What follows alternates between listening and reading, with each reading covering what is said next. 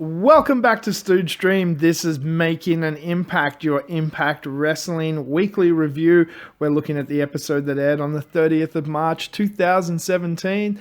I am your host, The Stooge. I'm joined as always by... the first male of podcast wrestling, G-Banks. I let him say that because I don't want to say it. Because he can't say, he doesn't deserve to say it. That could be the reason. Yeah. Let's continue on to the show. Starting with a backstage segment this week, we had a meeting with Bruce Pritchard, Dutch Mantell, JB, some guy named Chris, and Josh Matthews. Yeah. The only credible person there in that whole room, to be honest. So it came to me, and well, I interpreted as Josh was kind of interrupting the meeting and pissing everyone off. No, if anything, everyone else was pissing Josh off because he had the right things to say, and obviously they just want to hear his opinion because they're all dumb.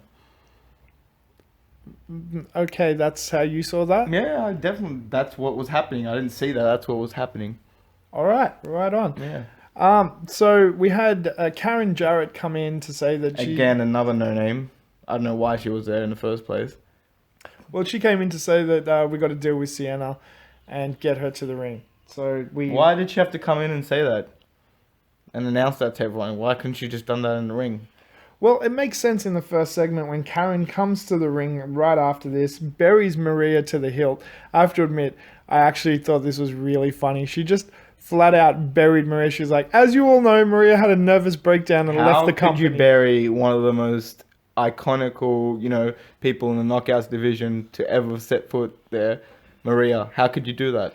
It was hilarious. Come on. It was not hilarious. It was disrespectful. Anyway, she calls out Sienna, saying that Sienna's been a bully backstage and she's had enough. Come to the ring. Sienna comes to the ring.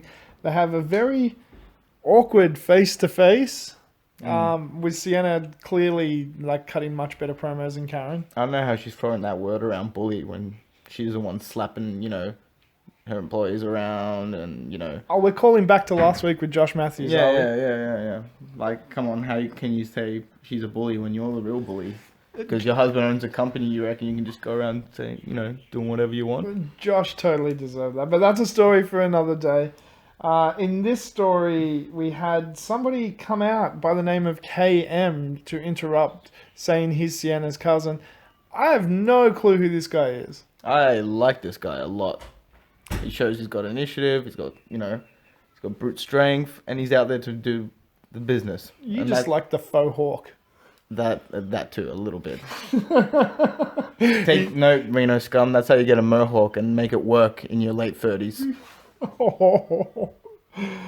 So in all of this fracas, Braxton and Ali come out and come to the rescue of Karen Jarrett, who then gives... I don't know what the Homewreckers were doing there. The Homewreckers. She gives Braxton a shot at KM, the new person on the show, later on in the show. So we'll see that later on tonight. We'll discuss. I can't wait when he gets out there and kick his BS's ass. About time someone does it. I don't know, man. BS likes to kick teeth in, so... Yeah, true. Next up, we had a fantastic match between DJZ and Andrew Everett. Now, I think this was supposed to be a number one contenders match, but it kind of... They said it and didn't kind of say it, and then... I can tell you right now, this is one of the most boring matches I've ever watched my whole life. This match was fantastic, with some unbelievably great counters, some... great whatever you can do, I can do better offensive and defensive moments. There was some fantastic high flying in this that you just won't see anywhere else. 205 Live has nothing on the X Division, and it never had. Andrew Everett... doesn't belong in wrestling, I think, to be honest.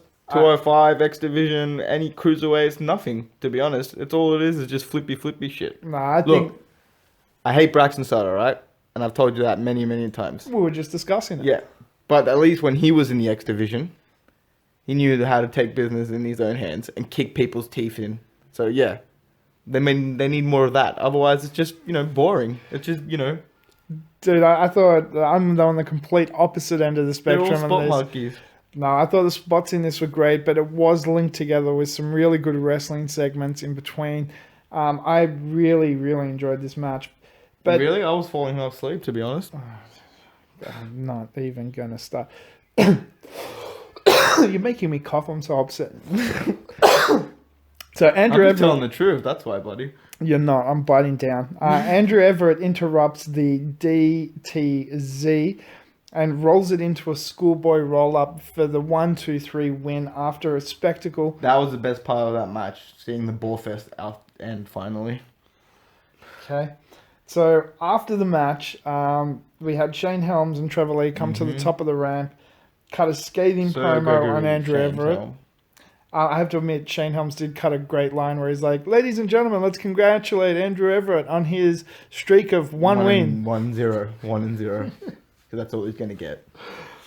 It was quite scathing. But in part of that promo, they said that you think you're just going to get a shot. You're not. We're going to run you through some hoops. So we're going to see what hoops Shane Helms and Trevor Lee have to keep Andrew Everett away from the X Division title.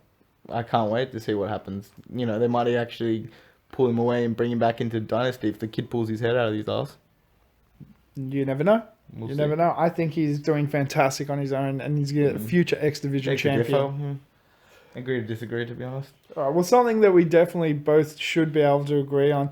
We saw a flashback to last week after the show, and we saw Earl and O.D.B hooking up, and that was spectacular. That was something out of the ordinary. Let's just put it that way. Earl still got it. Yeah, I believe so. Yeah, it's going to be an interesting relationship. When you get more than your son does, who's in a good stable relationship, there's something wrong in your family. Oh, that's a Brian burn. That's a Brian burn. Take that, baby Brian, you piece of shit.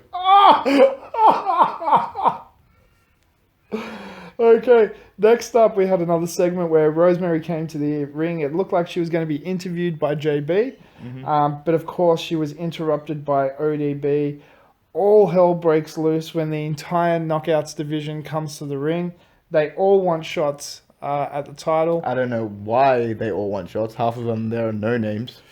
Well, maybe they want to make their name and make it on Rosemary, which would be a pretty spectacular way of making your name. Yeah. People like you gotta work for it. You can't just, expect to have a title shot just because you're there. Yeah, well, it was announced that there is going to be a Gauntlet Battle Royale next week for the Knockouts title, featuring some of these new contenders, but also featuring contenders of old as well. Well, I don't know why they should have a Battle Royale. They should just give it to Madison Rayne. She's the longest, reigning knockout, contender for how long now?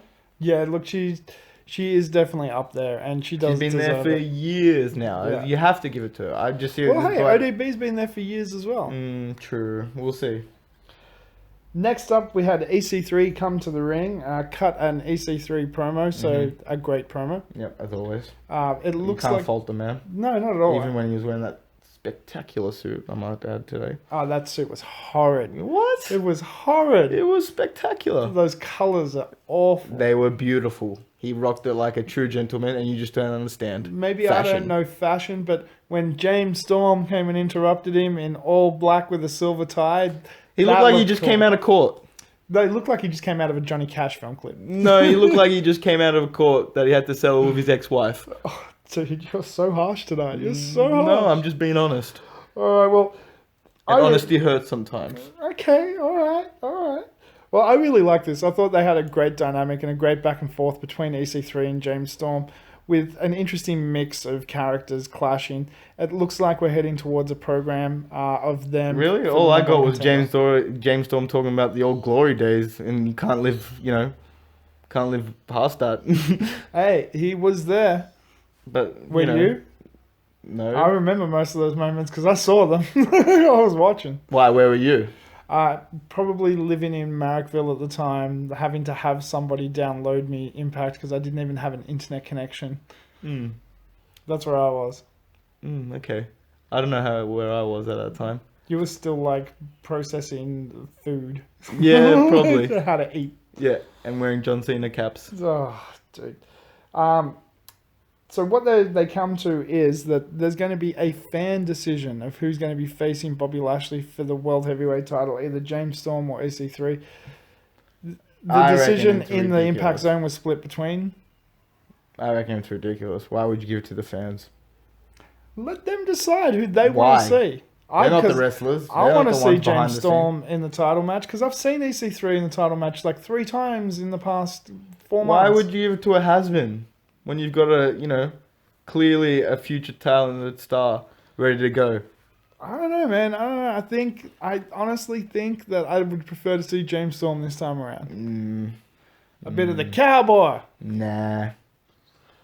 All right. Well, anyway, it's going to go to a fan vote. I don't know if it's going to be an online Oh yeah, I thing. forgot. Or I'm a ring fan, or- so I can actually vote to see not James Storm. Cool. And I'm voting for James Storm. So I hope not. we'll see. Either way, there's going to be trouble. Yeah. Trouble. Next up, we had the Grand Championship match. The hotly contested feud between Cody Rhodes and Moose coming to a head. Mm-hmm. Cody Rhodes, of course, accompanied to the ring with Brandy Rhodes. Cody, too sweet. You're not getting it too sweet. Why? I'm not too sweet in you, dude. All right, so this was, again, a really piss poorly laid out as far as the judging numbers bullshit of 10s and 9s goes. But the actual match itself between the two contestants was great. They knew how to actually have a match around these stupid stipulations. Even though the match last week was better, I can agree. Yeah, like Cody's match last week with Moose was a bit better than this week, but I don't know. Last week? No, a couple of weeks ago. No, it was last week. Was it last week? Yeah, when he came out with the chair and knocked Moose out. That wasn't a match. That was one of the I'm greatest matches. scratching my head like they didn't have a match. Yeah, they did. What are you on about? Were we watching the same show? Okay, all right. So Okay, I don't know. That's weird. I'm pretty really sure that was one of the best matches we've seen. You were even saying, I can't believe I saw one of the first 5-star matches in my life. I would never have said that. I'm pretty sure you did. All right, so I really enjoyed the aggression from Cody Rhodes. I'm going to have to agree with you because I know that you'll bring that up as something that you'll say you liked. I really enjoy the aggression and the ferocity that he's bringing to his performance currently. I really enjoy Moose as well in his powerhouse, but he doesn't move like your usual big, lumbering, big show style powerhouse. He actually moves he's very flexible, very fast. Like a dude that size shouldn't move that quick. Round 1 went to Moose. I don't know why. Because Bullshit. Moose, First like- thing, because Cody kicked one of the judges, so how are they going to score that right? and there's had Moose won round 1. That's Like, bullshit, though. Why would Moose win round 1 when Cody was literally all over him? well, Just because by kicking one judge that was, in the way. Well, to your effect, when all 3 judges, Bruce Pritchard came out to take the place of Bruce the 3rd Pritchard, judge. what is he doing there? Hey, they voted Cody wins round 2. Because he deserved it. And, he should have just taken it by then. If that judge was not there, Cody would have been the new grand championship. End of discussion. In a split decision in round 3, Moose won by 2 out of 3 judges' decision. I can't believe that. That is the worst decision in wrestling history ever. Well, he retains his title, but putting that aside for a minute, I can't believe it. just hang on 1 second. Just put that aside for a second. How good was round 3 though? Round 3 was great from both of them. It was back and forth. It was tight. It was watchable, yes, I admit that. But this end decision just ruined it for me. Okay, well, Moose retains this week. We'll see what happens in the future. With I the can't Grand believe they Championship. handed it to the judges. Absolute conspiracy against Cody Rhodes. It could be, man. It could be a Bullet Club conspiracy. They're trying to, they're trying to take his wife from him. They're trying to take his title shots away from him. Cody, don't worry, we got your back, man. The Too Sweet Army, we got your back. And Cody Rhodes, I think, in a joke, is carrying the Global Force Wrestling Next It's not a Generation joke. That's a Championship title. very well-respected title in the scene. Pretty sure Global Force is defunct. No, it's not. Pretty sure. No, it's not. Okay, we'll see. Direct noir But film. all of their employees now work for Impact Wrestling. I'm pretty sure Global Force is I defunct. have no idea what you're talking about. I watched the Global Force show last week, actually. Okay. Great show. So in his Impact debut, we saw KM, of course, accompanied to the ring with Sienna, versus Braxton Sutter, accompanied to the ring with Ali. this match again, for somebody I had no idea who he was, what he was capable Come on, show him of. some respect. Yeah, look, I'm actually going to show KM some respect. About time. I think the performance that he put forward actually sold him really quickly on me. Mm-hmm. I like how powerful he is. I like the moves that he does. I know the guy, actually. I've got a name for him and everything. Kick-Ass Master. He's my boy. Kick-Ass Master. He is literally my boy. We hang out all the time. Okay. Yeah. Well, your boy put in a great performance against Braxton Sutter. He actually messaged me just now telling me like how good he was going. Actually, let me just read the message. Hey man, thanks Banks for holding it out for me and the crew.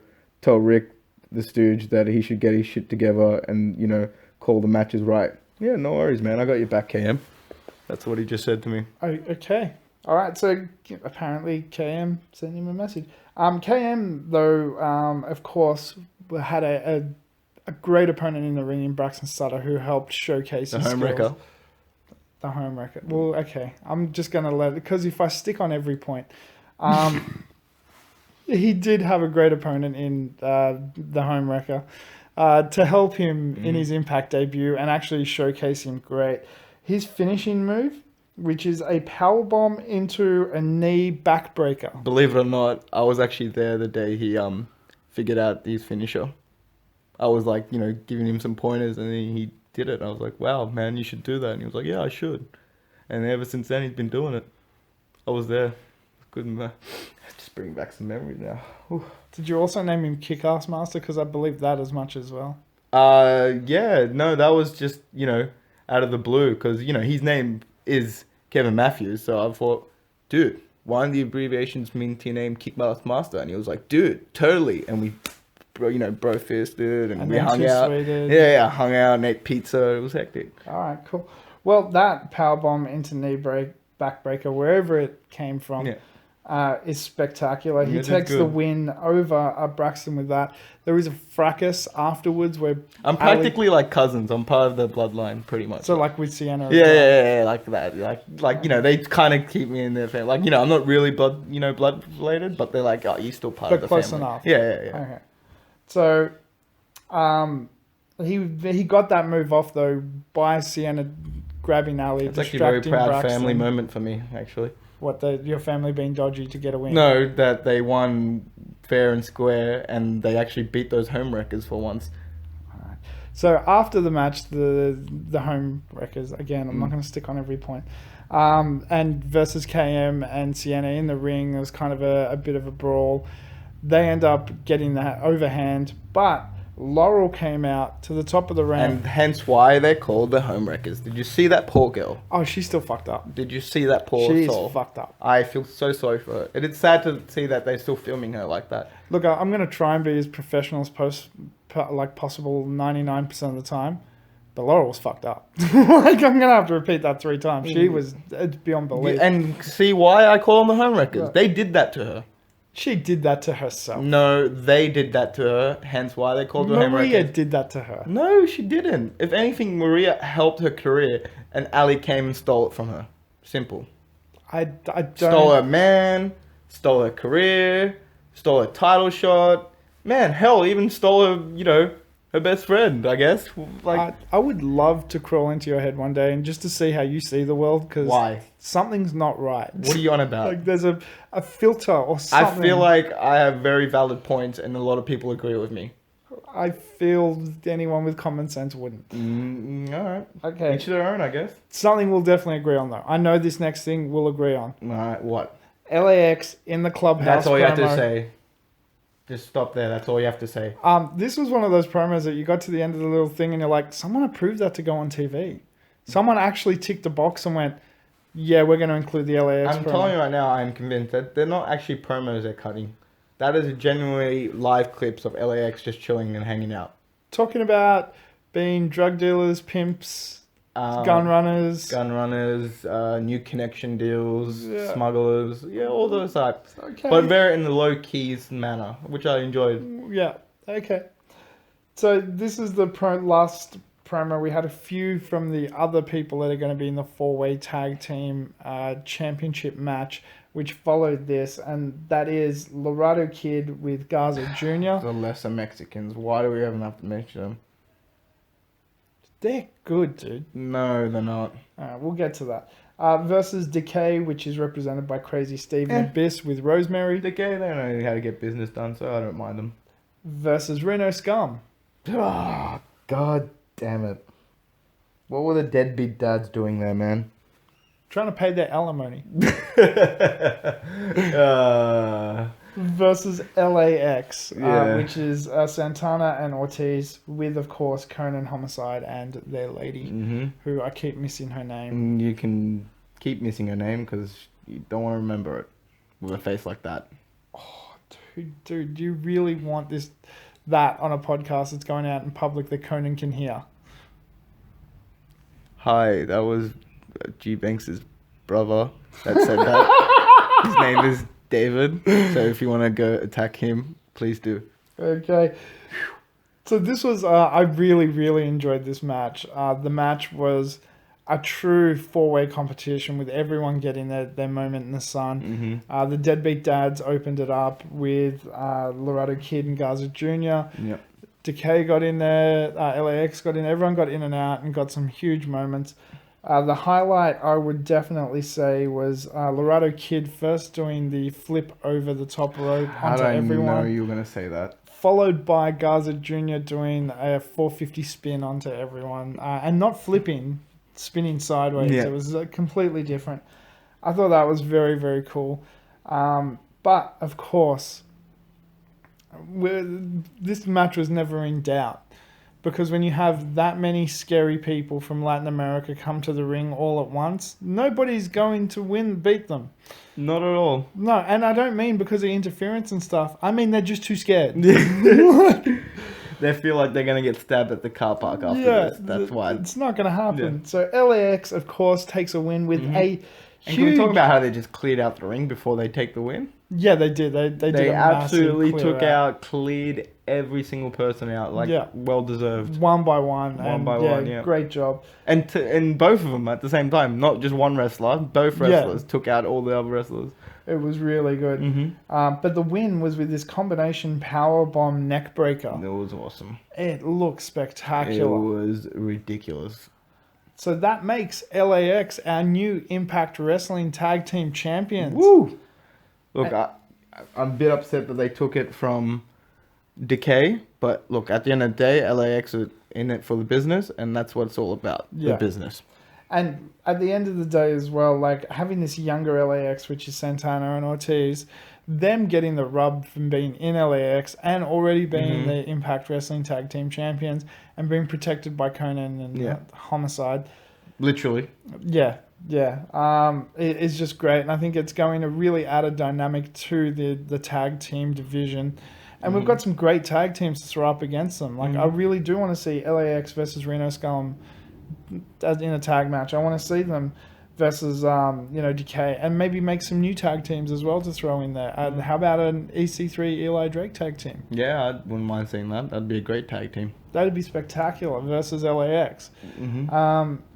Yeah, I don't know, but we'll see where all of this is leading to. But that was it. Yeah. So what did you think overall of the whole show? Yeah, it was alright. I had its ups and downs, but in all, I'd give it a maybe, 7 out of 10. On paper, I would have given DJZ versus Andrew Everett match of the night any day of the week, right? Ball fest of the year. Dude, on paper though, like you look at that and you're like, this is going to be amazing. I look at that and I, schedule my next nap. Okay. Well, the 4-way tag team match was my match of the night. I thought that really highlighted everyone in the match. Everyone got some great spots, and the right people won the match. My match of the night was when KM absolutely destroyed Homewrecker. That was a good match, actually. That was an awesome match. That was a really good match. Yep. That well deserved, and, keep the family tradition going, my man. Kick-ass master. Woo! Okay. Well, what did you think of this week's Impact? Let us know in the comments below on Reddit, YouTube, wherever you want. We're always interested to hear your opinion on what you thought. If you think this dude's as insane as I am, let me know. Until you mean a spectacular genius at the mic. That's what you should say. Or that. The voice of this current generation. Or wrestling that. fans. Let us know what you think. And until next week, thank you so much for listening. I have been your host, The Stooge. I'm G-Banks. And don't forget, adventure, excitement. Stooge craves not these things. Welcome to the Stooge Revolution. How can you think I'm insane when you honestly...